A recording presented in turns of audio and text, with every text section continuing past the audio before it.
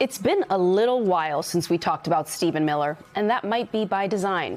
The architect of President Trump's mass deportation campaign is keeping a lower profile this term, but it doesn't mean he's any less influential. As the New York Times reports, Stephen Miller is still pursuing his immigration agenda, but more quietly. Quote, far from acknowledging defeat, Mr. Miller appears to have simply adjusted his strategy in an effort to minimize political fallout. For a reminder of where Miller stands, let's rewind to a meeting last May at ICE headquarters, when Miller was unequivocal, according to three people with knowledge of the meeting. Agents should not limit themselves to dangerous criminals. Instead, they should stop people with the lowest level of reasonable suspicion and detain anyone in the country illegally with warrantless arrests. His message was clear: push the limits. Joining us now to discuss, Paula Ramos, MS Now contributor and author of Defectors, The Rise of the Latino Far Right and What It Means for America. It is great to have you back on the show. So you have observed and studied Stephen Miller for a very long time. God bless you. Oh, yes. God bless all of us. God bless you. Yeah. Yes. I hope you get Yes. Free therapy, something. Yes. But in all seriousness, if he remains in Trump's inner circle, as the reporting very much suggests, he's not in trouble, but he starts to take his strategy into the shadows.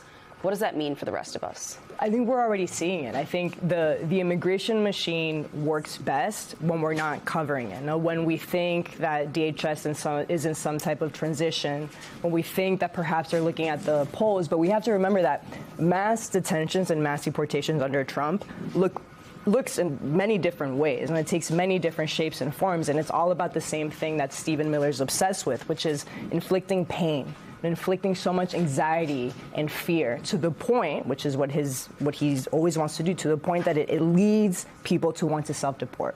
And so even though we're not talking about Minneapolis, and even though we're not mocking Bovino, what is happening in the background is that the machine is working very well. Recently, they've already purchased 11 warehouses, right? So their plans to expand mass detention is happening. Their 287G agreements are skyrocketing. I mean, we're talking about the fact that this administration has at least 1,400 active 287G agreements. For context, during Trump's first term, I think they signed about 45 287G agreements. Explain what that is for people who might not remember. Essentially local law enforcement partnering with ICE agents, right? And that's the way that the machine works, right? When you essentially deputize these police forces to act as ICE agents. When we're not talking about Stephen Miller, what is he doing? He is talking to local states, talking to Oklahoma, Tennessee, to help them craft sort of vigilante-type anti-immigration laws.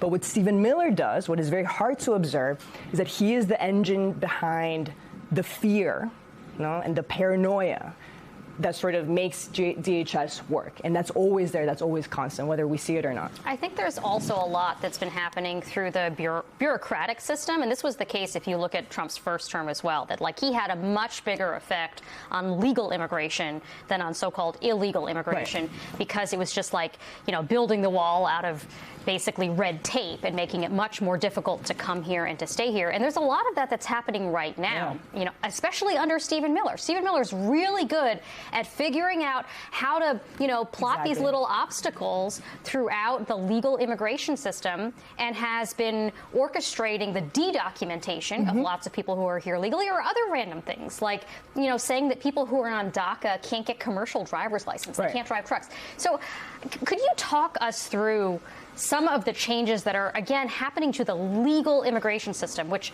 Donald Trump has said many times in the past he's in favor of people coming here legally, coming here the right way, waiting in line, and is undermining all of that? Yeah, I mean, I think we have to remember that at the end, Stephen Miller, who has been obsessed with this and has been literally fantasizing about this moment since high school, right? He is someone that during high school was insulting his janitor for not throwing his trash. He already looked at his fellow Latino students and his classmates, and he was pissed off because they were talking in Spanish and not in English. So he's fixated not necessarily just on immigrants, but on anyone that sort of goes against this specific vision that he has of the United States. But I think what I'm scared of, so even just birthright citizenship, right? It's very clear, I think, that the case won't go his way. But what Stephen Miller does very well is that they govern from rage, right? That's when he is most effective, when they're pissed off, when they can't get what they want. And so what does he do? They always find a way to sort of circumvent the laws, circumvent the Constitution, circumvent the judges, and inflict, again, that pain. And so to your point, when they can't get rid of DACA, what do?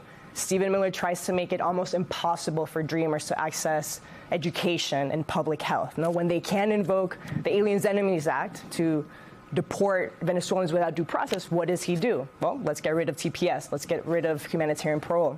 When he can't deport Gilmar Abreu Garcia to El Salvador, what does he do? Let's deport him to Liberia. And so that's the point. You know, he always tries to find a way around it, and that's what scares me most. He's very resourceful. Always. So I was going to say, so where do you see this going next, right? You talked about the legal situation right now and how they're going to probably find legal issues, but where do you see what's the next battle? What's the next front line? I mean, we've seen ICE going into people's homes, into communities. We've seen ICE agents now at airports. Homan recently said, you know, we don't send ICE into hospitals. We don't send ICE into churches and places of worship. Where do you see their crackdown going next? I think it's kind of doing the same, but under the radar, right? So again, going back to birthright citizenship, if it doesn't go their way, what will he do? He will try and make it almost impossible for the parents to stay, right? Almost unbearable. And they're already doing it. I think ProPublica did a report where they found that the administration has already detained the parents of 11,000 U.S.-born children. Right? We don't really talk about that, but I think the plan is there. You know? They've already rolled it out, but it's when we don't talk about it.